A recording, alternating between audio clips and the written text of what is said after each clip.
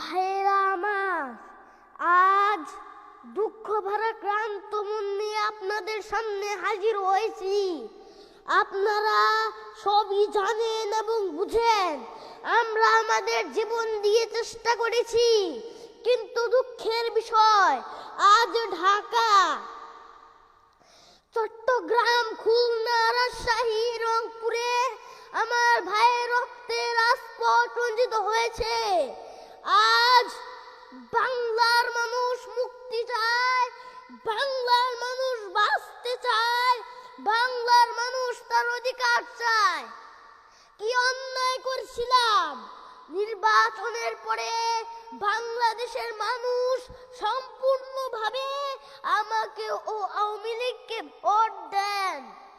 আমাদের national assembly বসবে, আমরা সেখানে শাসনতন্ত্র তৈরি করব এবং এই দেশকে আমরা গড়ে তুলব। এদেশের মানুষ অর্থনৈতিক, রাজনৈতিক ও সাংস্কৃতিক মুক্তি পাবে। কিন্তু দুঃখের বিষয়, আজ দুঃখের সঙ্গে বলতে হয়, 23 বছরের করুণ ইতিহাস, বাংলার অত্যাচারের, বাংলার মানুষের রক্তের ইতিহাস, 23 বছরের ইতিহাস, নরনারীর আর্তনাদের ইতিহাস, বাংলার ইতিহাস, এদেশের মানুষের রক্ত দিয়ে রাজপথ রঞ্জিত করার ইতিহাস। 1952 সালে রক্ত দিয়েছি, 1954 সালে নির্বাচনে জয়লাভ করেও আমরা গুটিতে বসতে পারি নাই। 1958 সালে আইয়ুব খান মাশাআল্লাহ জারি করে 10 বছর পর্যন্ত আমাদের গোলাম করে রেখেছে। 1966 সালে 6 দফা আন্দোলনে 7 জনে আমার ছেলেদের গুলি করে হত্যা করা হয়েছে। 1969 আন্দোলনে আইয়ুব খানের পতন হওয়ার পরে যখন ইয়াহিয়া খান সাহেব সরকার নিলেন, তিনি বললেন দেশের শাসনতন্ত্র দেবেন, গণতন্ত্র দেবেন, আমরা মেনে নিলাম। তারপরে অনেক ইতিহাস হয়ে গেল, নির্বাচন হলো। আমি প্রেসিডেন্ট ইয়াহিয়া খান সাহেবের সঙ্গে দেখা করেছি। আমি শুধু বাংলা নয়, পাকিস্তানের মেজরিটি পার্টির নেতা হিসাবে তাকে অনুরোধ করলাম, 15 ফেব্রুয়ারি তারিখে আপনি জাতীয় পরিষদে অধিবেশন দেন। তিনি আমার কথা রাখলেন না, তিনি রাখলেন ভুট্টো সাহেবের কথা। তিনি বললেন প্রথম সপ্তাহের মাস হবে। আমরা বললাম ঠিক আছে, আমরা অ্যাসেম্বলিতে বসবো। আমি বললাম অ্যাসেম্বলির মধ্যে আলোচনা করব। এমনকি আমি এ পর্যন্ত বললাম যদি কেউ ন্যায্য কথা বলে, আমরা সংখ্যায় বেশি হলেও একজন যদি অসে হয়, তা ন্যায্য কথা আমরা মেনে নিব। জনাব ভুট্টো সাহেব এখানে এসেছিলেন, আলোচনা করলেন, বলে গেলেন যে আলোচনার দরজা বন্ধ না, আরো আলোচনা হবে। তারপরে অন্যান্য নেতৃবৃন্দের সাথে আলাপ করলাম, আপনারা আসুন বসুন, আমরা আলাপ করে শাসনতন্ত্র করি। তিনি বললেন পশ্চিম পাকিস্তানের মেম্বাররা যদি এখানে আসে তাহলে কসাইখানা হবে অ্যাসেম্বলি। তিনি বললেন যে যাবে তাকে মেরে ফেলে দেওয়া হবে। যদি কেউ অ্যাসেম্বলিতে আসে তাহলে পেশোয়ার থেকে করাচি পর্যন্ত দোকান জোর করে বন্ধ করা হবে। আমি বললাম অ্যাসেম্বলি চলবে। তারপরে হঠাৎ 1 তারিখে অ্যাসেম্বলি বন্ধ করে দেওয়া হলো। ইয়াহিয়া খান সাহেব প্রেসিডেন্ট হিসাবে অ্যাসেম্বলি ডেকেছিলেন। আমি বললাম যে আমি যাব। ভুট্টো সাহেব বললেন তিনি যাবেন না। 35 জন সদস্য পশ্চিম পাকিস্তান থেকে এখানে আসলেন। তারপরে হঠাৎ বন্ধ করে দেওয়া হলো। দোষ দেওয়া হলো বাংলার মানুষকে, দোষ দেওয়া হলো আমাকে। বন্ধ করে দেওয়ার পরে দেশের মানুষ প্রতিবাদ মুখর হয়ে উঠলো। আমি বললাম শান্তিপূর্ণভাবে আপনারা হরতাল পালন করেন। আমি বললাম আপনারা কোয়াল কারখানা সবকিছু বন্ধ করে দেন। জনগণ সাড়া দিল, আপন ইচ্ছায় জনগণ রাস্তায় বেরিয়ে পড়ল। তারা শান্তিপূর্ণভাবে সংগ্রাম চালিয়ে যাওয়ার জন্য স্থির প্রতিজ্ঞাবদ্ধ হলো। কি পেলাম আমরা? আমার পয়সা দিয়ে অস্ত্র কিনেছি শত্রুর আক্রমণ থেকে দেশকে রক্ষা করার জন্য, আর সেই অস্ত্রের ব্যবহার হচ্ছে আমার দেশের গরিব দুঃখী নিরস্ত্র মানুষের বিরুদ্ধে। তার বুকের পর হচ্ছে গুলি। আমরা পাকিস্তানের সংখ্যাগুরু, আমরা বাঙালিরা যখনই ক্ষমতায় যাওয়ার চেষ্টা করেছি তখনই তা আমাদের উপর ঝাঁপিয়ে পড়েছেন। টেলিফোনে আমার সঙ্গে তার কথা হয়। তাকে আমি বলেছিলাম, জেনারেল ইয়াহিয়া খান সাহেব, আপনি পাকিস্তানের প্রেসিডেন্ট, দেখে যান কিভাবে আমার গরিবের উপরে, আমার বাংলার মানুষের বুকের উপরে গুলি করা হয়েছে, কি করে আমার মায়ের কুল খালি করা হয়েছে, কি করে মানুষকে হত্যা করা হয়েছে। আপনি আসুন, দেখুন, বিচার করুন। তিনি বললেন, আমি নাকি স্বীকার করেছি যে 10 তারিখে রাউন্ড টেবিল কনফারেন্স হবে। আমি তো অনেক আগে বলেছি কিসের আরটিসি, কার সঙ্গে বসবো, যারা আমার মানুষের বুকে রক্ত নিয়েছে তাদের সঙ্গে বসবো।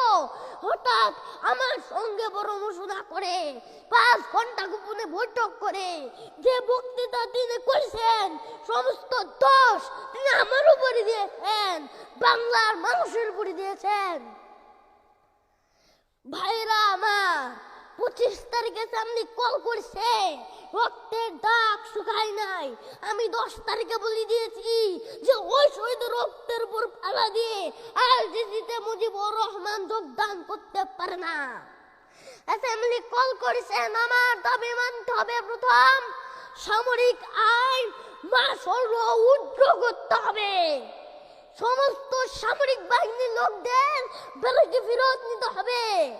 যেভাবে হত্যা করা হয়েছে তার তদন্ত করতে হবে। আর জনগণের প্রতিনিধির কাছে ক্ষমতা হস্তান্তর করতে হবে। তারপরে বিবেচনা করে দেখব আমরা অ্যাসেম্বলিতে বসতে পারবো কি পারবো না। এর পূর্বে অ্যাসেম্বলিতে বসতে আমরা পারি না। আমি প্রধানমন্ত্রী তো চাই না, আমরা এই দেশের মানুষের অধিকার চাই।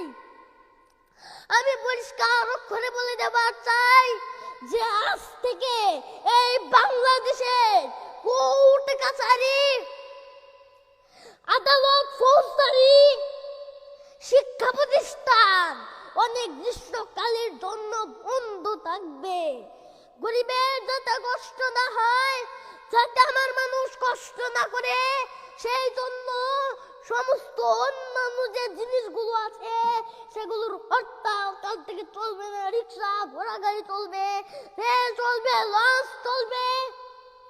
শুধু secretariat, supreme court, high court, জজ কোর্ট, সেমি গভর্নমেন্ট দপ্তরগুলো অবদা কোনো কিছু চলবে না। 28 তারিখে কর্মচারীরা যে বেতন নিয়ে আসবেন, এরপরে যদি বেতন দেওয়া না হয়, আর যদি একটা গুলি চলে, আর যদি আমার লোকের উপর হত্যা করা হয়, তোমাদের উপর কাছে আমার অনুরোধ রইল, প্রত্যেক ঘরে ঘরে দুর্গ গড়ে তুলো। তোমাদের যা কিছু আছে তাই নিয়ে শত্রুর মোকাবেলা করতে হবে এবং জীবনের তরে রাস্তাঘাট যা যা আছে সব কিছু আমি যদি হুকুম দেবার নাও পারি তোমরা বন্ধ করে দেবে। আমরা ভাতে মারবো, আমরা পানিতে মারবো, তোমরা আমার ভাই, তোমরা বেড়ে থাকো, কেউ তোমাদের কিছু বলবে না, কিন্তু আর আমার বুকের উপর গুলি চালানোর চেষ্টা করো না। 7 কোটি মানুষকে দাবায় রাখতে পারবো না। আমরা যখন মরতে শিখেছি তখন কেউ আমাদের দাওয়াতে পারবে না। আজ যে সমস্ত লোক শহীদ হয়েছে, আঘাতপ্রাপ্ত হয়েছে, আমরা আওয়ামী লীগের থেকে যতদূর পারি তাদের সাহায্য করতে চেষ্টা করব। যারা পারেন আমার রিলিফ কমিটিতে সামান্য টাকা পয়সা পৌঁছাই দিবেন। আর এই 7 দিন হরতালে যে শ্রমিক ভাইরা যোগদান করেছেন প্রত্যেকটা শিল্পের মালিক তাদের বেতন পৌঁছায় দিবেন। সরকারি কর্মচারীদের বলি, আমি যা বলি তা মানতে হবে। যে পর্যন্ত আমার এদেশের মুক্তি না হবে, খাজনা ট্যাক্স বন্ধ করে দেওয়া হলো কেউ দেবে না। শুনেন, মনে রাখবেন, শত্রু বাহিনী ঢুকেছে, নিজেদের মধ্যে আত্মকলহ সৃষ্টি করবে, লুটতরাজ করবে। এই বাংলায় হিন্দু মুসলমান, বাঙালি নন বাঙালি যারা আছেন তারা আমাদের ভাই, তাদের রক্ষার দায়িত্ব আপনাদের উপরে, আমাদের যেন বদনাম না হয়। মনে রাখবেন, রেডিও টেলিভিশনের কর্মচারীরা যদি রেডিওতে আমাদের কথা না শুনে, তাহলে কোনো বাঙালি রেডিও স্টেশনে যাবেন না।